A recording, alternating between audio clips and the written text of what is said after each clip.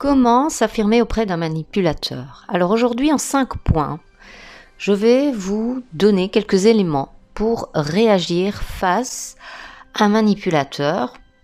Encore faut-il avoir conscience qu'on est face à un manipulateur. Comment réagir face à la critique, à la dévalorisation, aux remarques un petit peu piquantes de votre partenaire? Premier point, créer ce qu'on appelle un périmètre de sécurité, c'est-à-dire trouver un endroit où vous allez pouvoir vous sentir en sécurité, que ce soit chez une amie, chez une personne de votre famille, en tout cas une personne auprès de qui vous pourrez aller parler en toute sécurité, qui va pouvoir valider aussi votre réalité sans aucun jugement. Donc ce que vous êtes en train de vivre sans aucune critique ou jugement de sa part. Deuxième point, évitez de vous justifier. On a toujours tendance à vouloir affirmer notre propre vérité, à argumenter. Cela ne sert à rien d'argumenter avec les manipulateurs.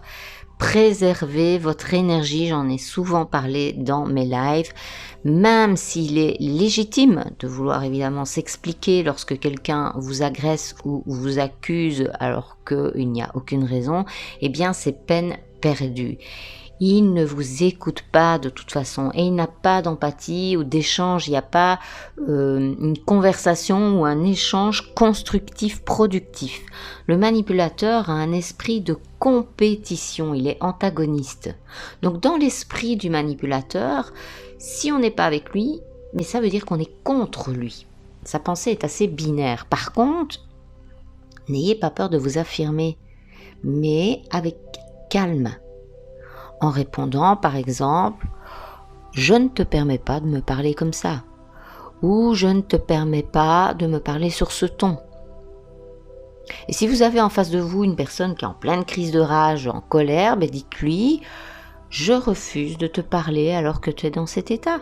On se parlera quand tu seras plus calme, quand tu seras calmé. » Donc allez dans une autre pièce ou sortez même de la maison, de l'endroit où vous êtes au moment où se déroule la dispute. Le but étant vraiment de vous désengager à ce moment-là.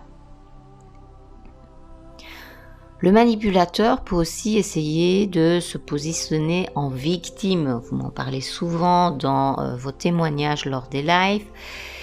Donc là, il va essayer de vous faire jouer votre rôle de sauveur. Il peut se mettre à pleurer, il peut invoquer son passé ou ses journées difficiles au travail, etc.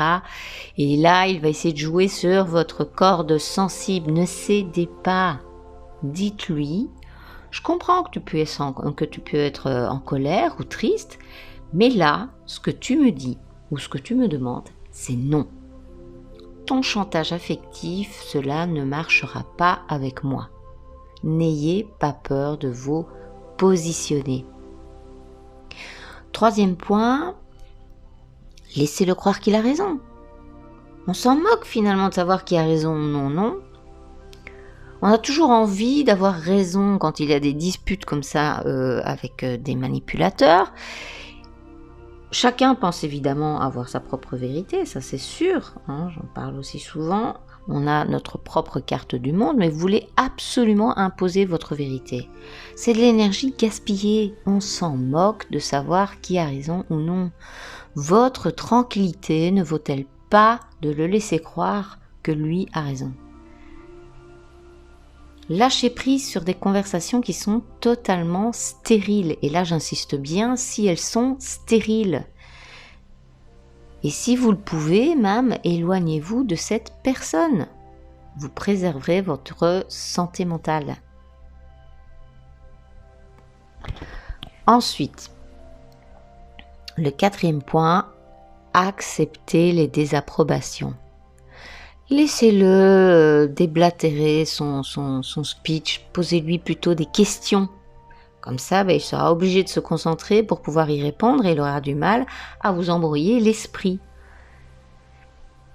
Et vous pouvez aussi lui répondre lorsqu'il vous fait des reproches ou qu'il vous critique, qu'il vous met des étiquettes. j'accepte ta vision biaisée de moi.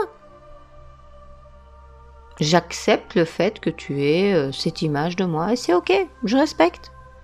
Pas de problème pour moi, c'est ta façon de me voir, c'est pas ma façon de me voir. Sans se fâcher, sans monter le ton. Ça va totalement le déstabiliser. Et le 5e point, l'humour et la répartie. C'est un excellent moyen pour contrer un manipulateur. L'autodérision est un super moyen pour ne pas rentrer dans des conflits. Quand il essaye de vous lancer des pics, eh bien exagérez les choses en autodérision. Vous allez voir, là aussi, ça va totalement le déstabiliser. Lorsque vous êtes confiante et bien ancrée, vous n'avez pas besoin d'approbation extérieure. Et il est là tout le travail que je fais avec mes clientes. C'est de reprendre confiance en soi, de reprendre l'estime de soi. C'est tellement important. Vous devez prendre conscience de votre valeur en tant que femme, en tant qu'être humain aussi. Évidemment, ce que je dis, ça vaut pour les hommes. C'est parce que je travaille particulièrement avec les femmes. Mais c'est exactement là qu'il faut se concentrer. C'est là que vous avez la clé pour ne plus rencontrer ce genre de personnes. Ou en tout cas, si vous en rencontrez, vous allez être beaucoup plus alerte et vous allez très vite vous éloigner. Je bafouille, parce que justement, vous savez la valeur que vous avez. Et dès qu'une personne aura tendance à vous critiquer, à vous dévaloriser, à essayer de vous faire culpabiliser, vous allez tout de suite comprendre que ce n'est pas une personne pour vous.